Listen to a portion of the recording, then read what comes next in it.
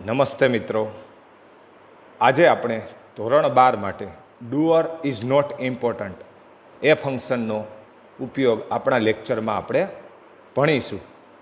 Doer is not important function શું છે અને કઈ રીતે વપરાય છે એના વિશે આજના લેક્ચરમાં આપણે માહિતી મેળવીશું. પરંતુ do or is not important function સમજતા પહેલાં આપ લોકોએ જે એક્ટિવ પેસિવ વાક્ય રચના છે એ શીખવી જરૂરી છે. કેમ કે ડુઅર ઇઝ નોટ ઇમ્પોર્ટન્ટ ફંક્શનની અંદર તમામ વાક્યો છે એ પેસિવ વોઇસમાં જ બનશે. તો ચાલો આપણે આપણો લેક્ચર છે એ શરૂ કરીએ.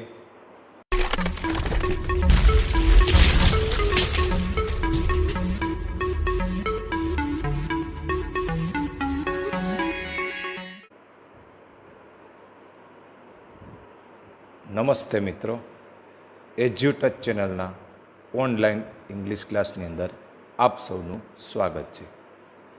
આજે આપણે ધોરણ 12 માટેનું function do or is not important વિશે અભ્યાસ કરીશું. આ પ્રકારના ફંક્શનમાં વાક્ય છે એ પેસિવ વોઇસમાં જ બને છે. એટલે કે તમને જે અધૂરું વાક્ય આપેલું હોય એના પરથી તમારે વાક્ય જે પૂર્ણ કરવાનું હોય છે એક્ઝામની અંદર એ પેસિવ વોઇસમાં બનાવવાનું રહેશે ડુઅર ઇઝ નોટ ઇમ્પોર્ટન્ટ ફંક્શનની અંદર. તો આપણે do or is not important function સમજ્યા પહેલાં આપણે જુદા જુદા કાળ મુજબ પેસિવ વોઇસની વાક્ય રચના કઈ રીતે બને એ જાણવું જરૂરી છે. કારણ કે આ ફંક્શનની અંદર આપ જોઈ શકો છો સ્લાઇડની અંદર કે આ પ્રકારના ફંક્શનમાં વાક્ય હંમેશા પેસિવ વોઇસમાં જ બને છે. તો આના માટે આપણે જુદા જુદા કાળની અંદર પેસિવ વોઇસની વાક્ય રચના કઈ રીતે બને છે એ જાણવું ખૂબ જરૂરી છે. તો ચાલો સૌપ્રથમ આપણે કાળ મુજબ પેસિવ વોઇસની વાક્ય રચના કઈ રીતે બને એ જોઈએ.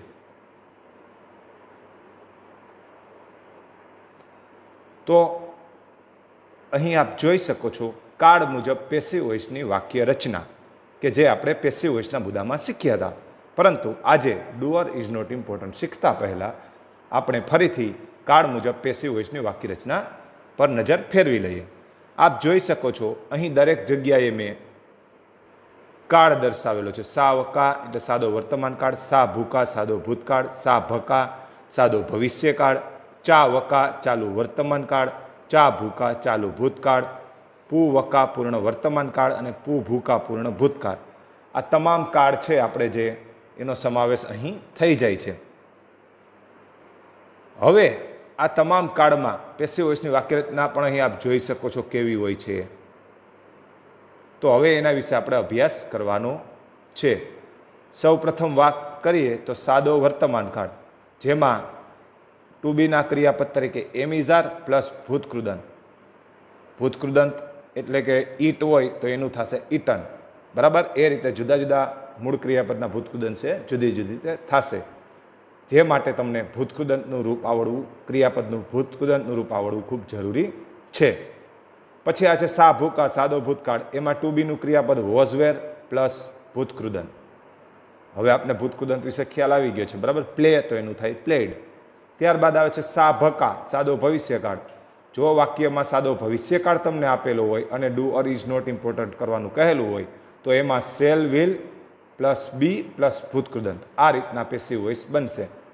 પછી ચાલુ વર્તમાન કાળ, એમાં ટુ બીનું જો તમને જે આપણને આપેલું છે ડુઅર ઇઝ નોટ ઇમ્પોર્ટન્ટનું અધૂરું વાક્ય અને તમારે પૂર્ણ કરવાનું છે એ જો ચાલુ વર્તમાન કાળની અંદર હોય તો આપ અહીં સ્લાઇડમાં જોઈ શકો છો am is are plus being plus ભૂતકૃદંત.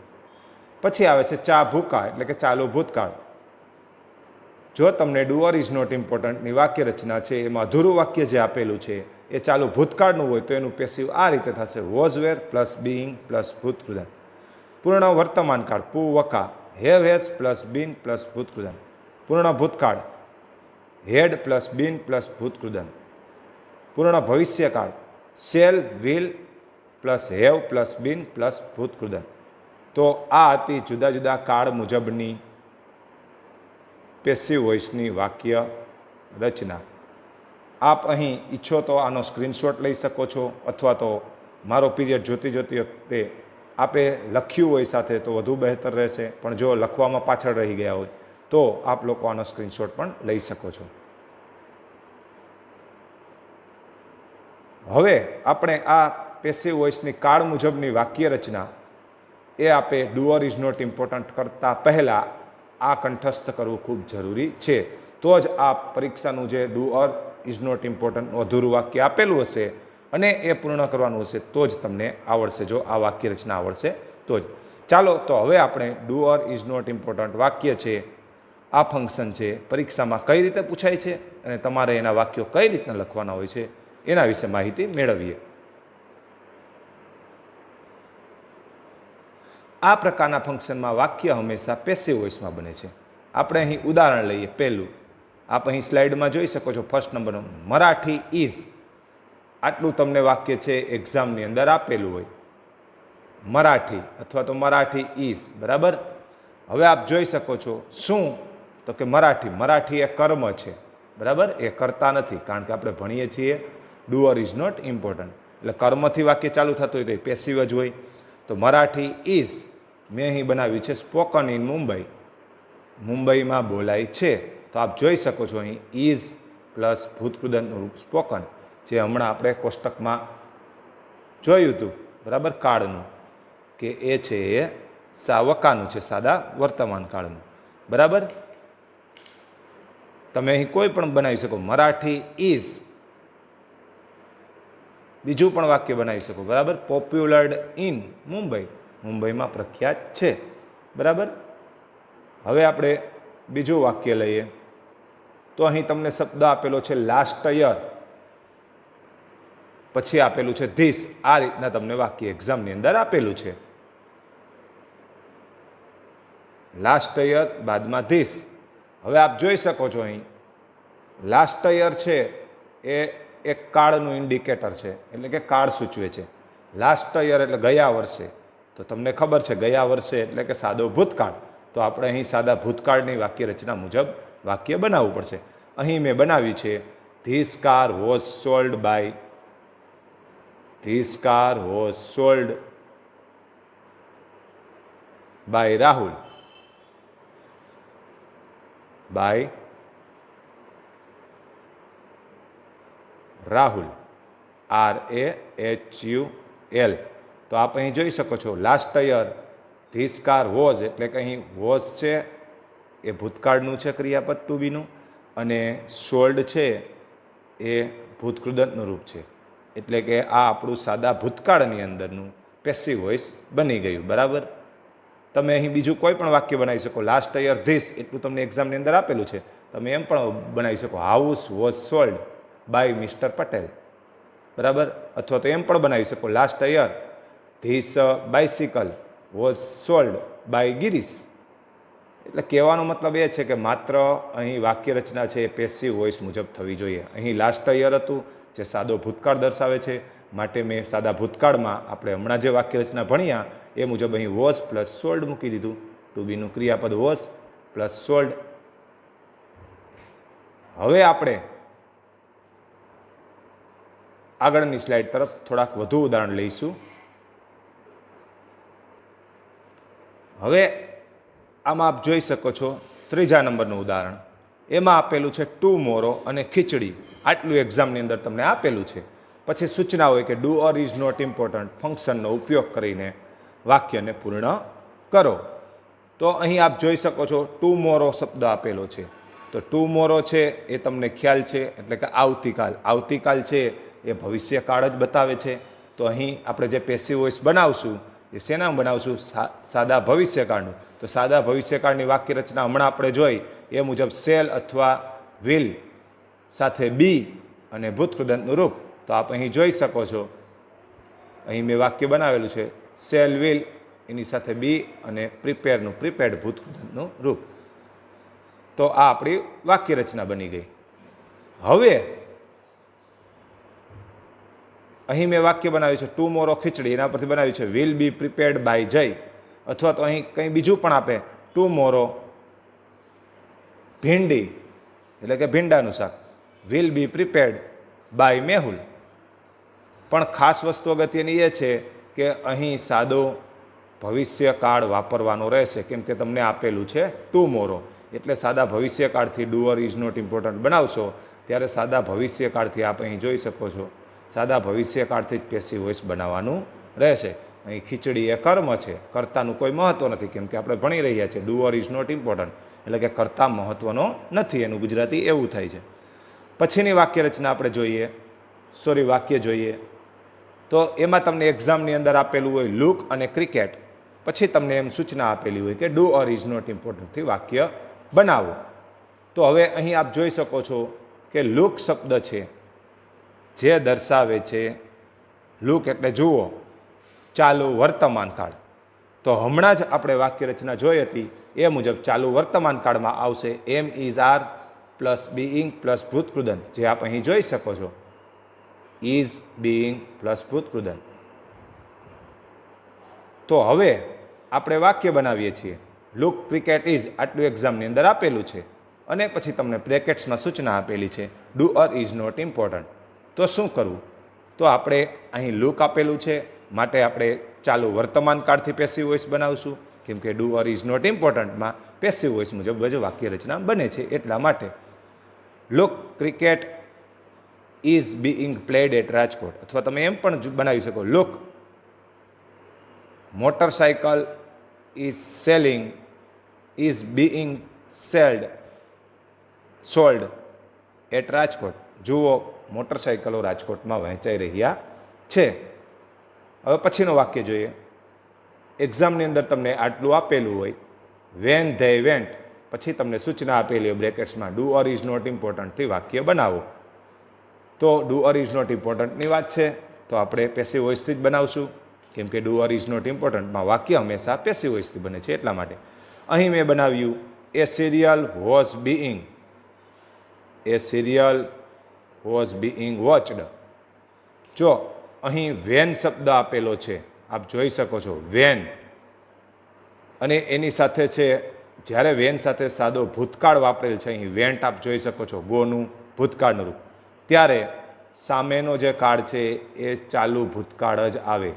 અને ચાલુ ભૂતકાળની વાક્ય રચના આપને ખબર છે, was were being plus watched ભૂતકૃદન. તો અહીં આપણે મૂકેલું છે વોઝ બીઇંગ વોચડ, જે મૂળ ક્રિયાપદનું ભૂતકૃદન છે. તો વાક્ય કંઈક આ રીતે બન્યું, when they went a serial was being watched.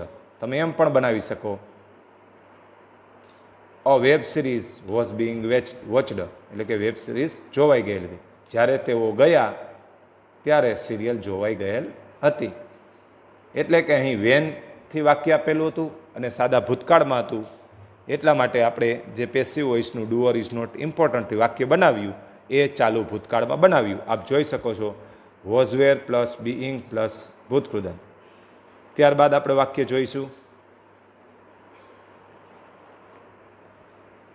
એક્ઝામની અંદર આપણને આટલું આપેલું હોય, એ લંચ હેઝ જસ્ટ, અને પછી સૂચના આપેલી ડુ ઓર ઇઝ નોટ ઇમ્પોર્ટન્ટથી વાક્ય બનાવો. તો વિદ્યાર્થી મિત્રો, અહીં જસ્ટ શબ્દ છે, તો જસ્ટ શબ્દ છે એ પૂર્ણ વર્તમાન કાળમાં જ વપરાય છે. તો આપણે હવે જે પેસિવ વોઇસ બનાવવાનું છે એ પૂર્ણ વર્તમાન કાળમાં જ બનાવવાનું રહેશે. તો અહીં મેં બનાવેલું છે, a lunch has just been taken by me, એટલે કે લંચ મારા દ્વારા લેવામાં આવ્યો છે. બરાબર? તો આ છે, અહીં જસ્ટ હતું એટલા માટે આપણે કર્યો પૂર્ણ વર્તમાન કાળનો ઉપયોગ. હવે ત્યાર પછીનું આપણે નેક્સ્ટ એક્ઝામ્પલ જોઈએ. એક્ઝામની અંદર આપને આટલું આપેલું હોય, બિફોર હી રીચડ ધેર, તે ત્યાં પહોંચ્યો એ પહેલાં. તો અહીં આપ જોઈ શકો છો, અને સૂચના આપેલી હોય ડુ ઓર ઇઝ નોટ ઇમ્પોર્ટન્ટથી વાક્ય બનાવો. તો આપ જોઈ શકો છો અહીં બિફોર વાપરેલ છે, તો બિફોર છે એટલે કે પહેલાં, તો એ છે એ સાદા ભૂતકાળમાં જ વપરાય છે. તો આપણે જે પેસિવ વોઇસ બનાવવાનું છે ડુ ઓર ઇઝ નોટ ઇમ્પોર્ટન્ટનું, એ પણ સ્વાભાવિક રીતે સાદા ભૂતકાળમાં જ બનશે. તો મેં અહીં બનાવ્યું છે a lunch head bin taken. તો આપ જોઈ શકો છો, જે આપણે પૂર્ણ ભૂતકાળની જે વાક્ય રચના શીખ્યા હતા એમાં હેડ પ્લસ બીન પ્લસ ભૂતકૃદન, અહીં બાય મિસ્ટેક 2 વખત હેડ લખાઈ ગયું છે, હેડ પ્લસ બીન પ્લસ ભૂતકૃદન. આપ જોઈ શકો છો, તો અહીં હેડ છે પ્લસ બીન વાપરેલ છે, અને જે ટેક છે એનું ભૂતકૃદન રૂપ ટેકન વાપરેલ છે. ત્યાર પછીનું નેક્સ્ટ એક્ઝામ્પલ જોઈશું. બાય નેક્સ્ટ વીક, ગયા અઠવાડિયા દરમિયાન. ધીસ આટલો શબ્દ આપણને એક્ઝામની અંદર આપેલો હોય, બાય નેક્સ્ટ વીક ધીસ, અને પછી સૂચના આપેલી હોય કે ડુ ઓર ઇઝ નોટ ઇમ્પોર્ટન્ટથી વાક્ય બનાવો. તો આપણે શું કરવાનું કે do or is not important છે તો પેસિવ વોઇસથી જ બનશે નિયમ મુજબ વાક્ય. તો ફર્સ્ટ તમારે શું કરવાનું વિદ્યાર્થી મિત્રો, અહીં જોવાનું કે બાય નેક્સ્ટ વીક શબ્દ છે એ દર્શાવે છે પૂર્ણ ભવિષ્યકાળ. પૂર્ણ ભવિષ્યકાળ. જો આગળનું જે આવ્યું હતું એક્ઝામ્પલ, એમાં ટુમોરો હતું, એ ભવિષ્યકાળ હતો, સાદો ભવિષ્યકાળ હતો. પણ બાય નેક્સ્ટ વીક એટલે કે આવતા અઠવાડિયા દરમિયાન, જે દર્શાવે છે પૂર્ણ ભવિષ્યકાળ. તો આપણે પૂર્ણ ભવિષ્યકાળની વાક્ય રચના જોઈ હતી, સેલ વિલ સાથે હેવ પ્લસ બીન પ્લસ ભૂતકૃદંત. આપ અહીં જોઈ શકો છો, વિલ, હેવ, બીન અને કમ્પ્લીટેડ છે એ ભૂતકૃદંત છે, બરાબર. તો મેં આ રીતે વાક્ય બનાવ્યું, this task will have been completed. તમે અહીં તમારી બુદ્ધિ કક્ષા અનુસાર બીજું વાક્ય પણ બનાવી શકો, પરંતુ શરત એ છે કે અહીં બાય નેક્સ્ટ વીક આપેલું છે એટલે સામે જે વાક્ય બનાવો એ પૂર્ણ ભવિષ્યકાળનું જ હોવું જોઈએ. એટલા માટે મેં અહીં બનાવ્યું છે, આપ જોઈ શકો છો, વિલ હેવ બીન કમ્પ્લીટેડ, જે પૂર્ણ ભવિષ્યકાળની વાક્ય રચના મુજબ છે. શેલ વિલ, તો અહીં વિલ વાપરેલ છે, પ્લસ હેવ પ્લસ બીન અને પ્લસ ભૂતકૃદંત, જે કમ્પ્લીટનું ભૂતકૃદંત કમ્પ્લીટેડ છે. તો આશા રાખું છું કે આ do or is not important છે આપણને વ્યવસ્થિત રીતે સમજાઈ ગયો હશે. અને હજુ ફરીથી આપ લોકોને એક વિનંતી કરું છું કે આ do or is not important શીખતા પહેલાં, જે હમણાં મેં તમને અગાઉ સ્લાઇડ આપી હતી, એ સ્લાઇડમાં દરેક કાળ મુજબના પેસિવ વોઇસ છે એ કઈ રીતે બને એ ખાસ જોઈ લેજો. કારણ કે ડુ ઓર ઇઝ નોટ ઇમ્પોર્ટન્ટની અંદર તમે જે વાક્ય બનાવશો એ પેસિવ વોઇસમાં જ બનશે, અને એટલા માટે જ આપણે જે પેસિવ વોઇસની વાક્ય રચના છે એ શીખવી ખૂબ જરૂરી છે. તો અહીં મારો લેક્ચર છે એ પૂર્ણ કરું છું. વંદે માતરમ.